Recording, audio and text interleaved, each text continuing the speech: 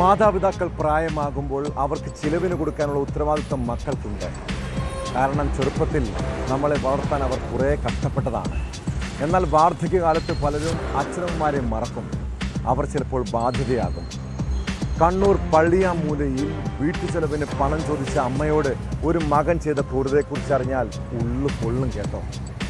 മദ്യലഹരിയിൽ മകൻ അമ്മയെ കസേരയോടെ മുറ്റത്തേക്ക് വലിച്ചെറിഞ്ഞു.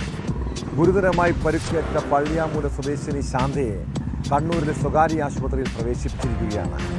സംഭവശേഷം ഒളിവിൽ പോയ മകൻ സജീവനെ കണ്ണൂർ ടൗൺ പോലീസ് അറസ്റ്റ് ചെയ്തു.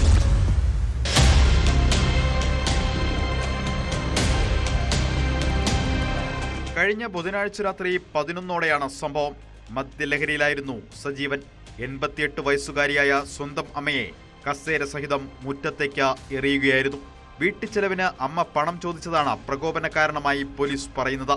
തലയ്ക്ക് ഗുരുതരമായി പരിക്കേറ്റ വയോധിക നിലവിൽ നഗരത്തിലെ സ്വകാര്യ ആശുപത്രിയിൽ ന്യൂറോ ICUവിൽ ചികിത്സയിലാണ്.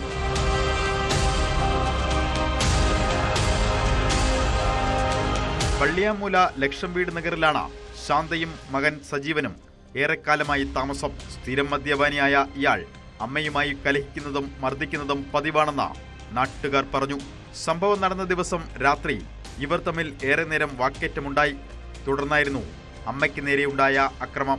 ഗുരുതരമായി പരിക്കേറ്റ വയോധികയെ അയൽവാസികളും നാട്ടുകാരും ചേർന്ന് ആദ്യം ജില്ലാ ആശുപത്രിയിൽ പ്രവേശിപ്പിച്ചുവെങ്കിലും പരിക്ക് ഗുരുതരമായതിനാൽ നഗരത്തിലെ സ്വകാര്യ ആശുപത്രിയിലേക്ക് മാറ്റുകയായിരുന്നു.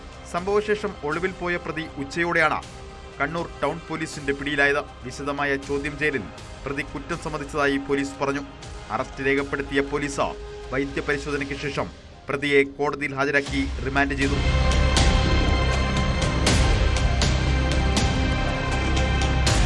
ന്യൂസ് 18 കണ്ണൂർ. കൂടുതൽ വാർത്തകൾക്ക് news 18 Keralam YouTube channel subscribe ചെയ്യുക.